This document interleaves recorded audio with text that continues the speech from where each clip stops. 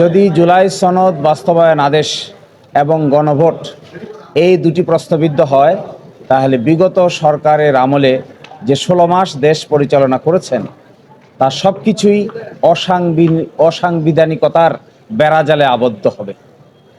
আর তা করে আজকালকার সরকারের পক্ষ থেকে এক ধরনের ইন্ধন যোগানো হচ্ছে। এই ইন্ধনের অংশ হিসেবে কেউ কেউ এই বিষয়গুলোকে আদালতের কাঁধে বন্দুক রেখে বাকি কাজ করতে চাচ্ছেন। আমরা বলেছি এটি সম্পূর্ণরূপে আত্মঘাতী পদক্ষেপ। এখান থেকে যদি সরে না আসেন, তাহলে জুলাই সনদ, জুলাই মাস অব সার্চ কিংবা পরবর্তীতে জুলাই সনদ বাস্তবায়ন আদেশ এগুলো যদি প্রশ্নবিদ্ধ হয়, তাহলে গণভোট প্রশ্নবিদ্ধ হয়, নির্বাচন প্রশ্নবিদ্ধ হয় এবং একই সাথে আগামীর পার্লামেন্টও প্রশ্নবিদ্ধ হয়। তারা বলেছেন এগুলো সংবিধানে নাই। এগুলো যদি সংবিধানে নাই, তারপরে ঐকমত্যের ভিত্তিতে বিশেষ সার্কামস্ট্যান্সে সেগুলি করা হয়েছে। সংবিধানে তো অন্তর্বর্তীকালীন সরকারও নাই, সংবিধানে তো সরকার পালিয়ে যাওয়ার বিধানও নাই, সংবিধানে তো অবশ্যই গণভোটের বিধানও নাই, সংবিধানে এই 2026 সালের 12ই ফেব্রুয়ারি নির্বাচন অনুষ্ঠানের কথাও নাই। তাহলে এগুলো কি করে হয়েছে? এগুলো সবগুলো হয়েছে একটা এক্সট্রাঅর্ডিনারি সিচুয়েশনকে মোকাবেলা করতে গিয়ে আইনগতভাবে সলা পরামর্শ করে এক একটা পদক্ষেপ নেওয়া হয়েছে। বাংলাদেশের সংবিধানে তো এই কথা লেখা নাই যে সরকার পালিয়ে বিদেশ চলে যাবে। বাংলাদেশের সংবিধানে তো এই কথাও লেখা নাই যে মাননীয় প্রধান বিচারপতি সহ সুপ্রিম কোর্টের বিচারপতিরা পদত্যাগ করবেন। কিন্তু বাস্তবতার খাতিরে গণ অভ্যুত্থানে যখন এগুলো ঘটে, পৃথিবীর ইতিহাস বলে এগুলোকে আদালত সিদ্ধান্ত নিতে পারে না। জনগণই হলো গণ অভ্যুত্থানের সবচাইতে বড় বিচারক।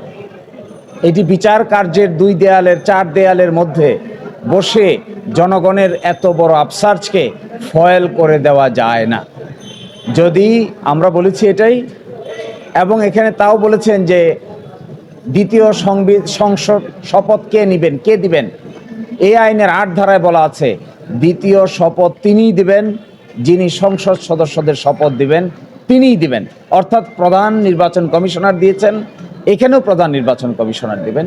স্পষ্ট আইনের বিধানকে ওনারা এখন এসে বলছেন এগুলো অসাংবিধানিক। এগুলো যদি অসাংবিধানিক হয়, তাহলে হয়তো তারা ক্যালকুলেট করতে পারছেন না নির্বাচনও কিন্তু অসাংবিধানিক হবে। এটা যদি অসাংবিধানিক হয়, তাহলে মধ্য রাস্তায় এসে গণভোট যে করা হলো এটাও অসাংবিধানিক হবে। গণভোটকে মানছেন না, নির্বাচনকে মানছেন, তাহলে কি দাঁড়ালো? যারা গণভোটকে মানেন না, একই দিনে তো গণভোট হলো, একই দিনে নির্বাচন হলো। আপনি যদি গণভোটকে অসাংবিধানিক বলেন, তাহলে নির্বাচনকে কি বলবেন? নির্বাচনকেও বলতে হবে আপনাকে অসাংবিধানিক। আপনি একটাকে নিবেন আরেকটাকে নিবেন না, এই দ্বৈত চরিত্র তো চলতে পারবে না সংবিধানে। সাংবিধানিকতার দোহাই যদি দিতেই হয়, তাহলে ভালো করে দেন। বিগত 16 মাসে 18 মাসে যা কিছু হয়েছে সব কিছু আনডান করে দেন। তা যদি করেন, তা যদি করতে চান করেন। একটা গণ অভ্যুত্থানকে যদি ফয়েল করতে চান করেন, একটা বিপ্লবকে যদি নষ্ট করতে চান করেন। কিন্তু তা না করে আপনি নিজের পছন্দ মতো গণভোটের রায় বিরুদ্ধে গেছে তাই এটা মানি না, আর নির্বাচনের রায় পক্ষে গেছে তাই এটা মানি। এটা হবে এই গণ অভ্যুত্থানে যারা জীবন দিয়েছে, শহীদ হয়েছে, পঙ্গু হয়েছে, তাদের প্রতি একটা উপহাস। এই উপহাস কোনো রাজনৈতিক দল, কোনো ব্যক্তি, কোনো কোর্ট, কোনো আদালত কারো পক্ষেই করা উচিত নয়। জনগণের ইচ্ছা প্রকাশিত হয়েছে 5 তারিখে, 6 তারিখে, 7 তারিখে, 8 তারিখে না সরকার হয়েছে। তার আগে তো সরকার ছিল না, এ দেশকে পরিচালনা করেছে। এই বাস্তবতাকে ভুলে গিয়ে কিতাবি এলেম নিয়ে আদালতের ভিতরে গণভোটকে যদি বাতিল করার চেষ্টা করা হয়, তাহলে আমরা বলবো তাই যদি চান তাহলে পুরাটা রিভিউ করেন। 12 তারিখে সংসদ বসছে, সংসদ ঠিক করবে কোনটা থাকবে কোনটা থাকবে না। সংসদ ঠিক করবে কোন অংশ 2/3 মেজরিটিতে পাশ করবে, কোনটা পাশ করবে না। আদালতের কাজ কি? আদালত ঠিক করবে? আদালত বলতে পারবে এটা যে জুলাই অভ্যুত্থান ঠিক না বেঠিক? আদালত বলতে পারে এই কথা গণ অভ্যুত্থান ঠিক না বেঠিক? আদালত বলতে পারে এই কথা জুলাই বাস্তবায়ন আদেশ ঠিক না বেঠিক? এটা তো আদালতের সাবজেক্ট ম্যাটার না। আদালতের সাবজেক্ট ম্যাটার না হয়ে এটি subject matter of the parliament.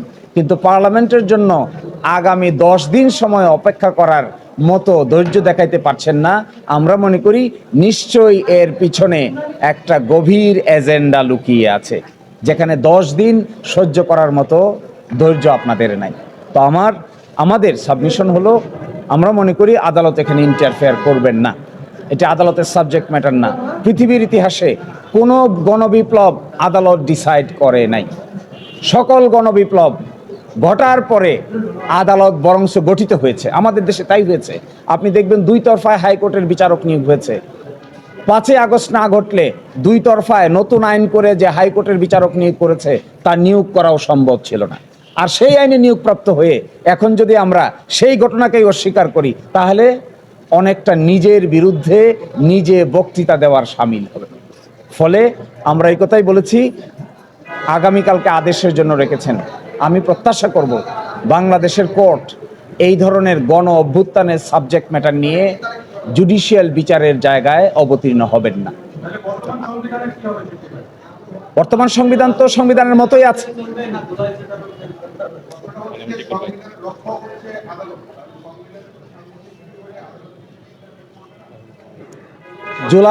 July অভ্যুত্থানের রক্ষককে, জুলাই অভ্যুত্থানের রক্ষককে আমি আপনি না আদালত? জুলাই অভ্যুত্থানের অংশ হিসেবে যারা নিয়োগপ্রাপ্ত হয়েছেন তাদের কাজ কি? জুলাই অভ্যুত্থানের অংশ হিসেবে যে নির্বাচন হয়েছে তাদের কাজ কি? জুলাই অভ্যুত্থানের অংশ হিসেবে যে সরকার গঠিত হয়েছে তাদের কাজ কি? জুলাই অভ্যুত্থানের অংশ হিসেবে যে গণভোট হয়েছে তার রেজাল্ট কি? যদি আপনি এই অংশটুকুকে অস্বীকার করেন আর নিজের মতো করে পছন্দ মতো সাজান, তাহলে বলেন সাহস করে যে 2026 সালের 12ই ফেব্রুয়ারি নির্বাচন যেহেতু সংবিধানে ছিল না, আমরা সেই নির্বাচনও মানি না, সেটাই বলেন। সেটা তো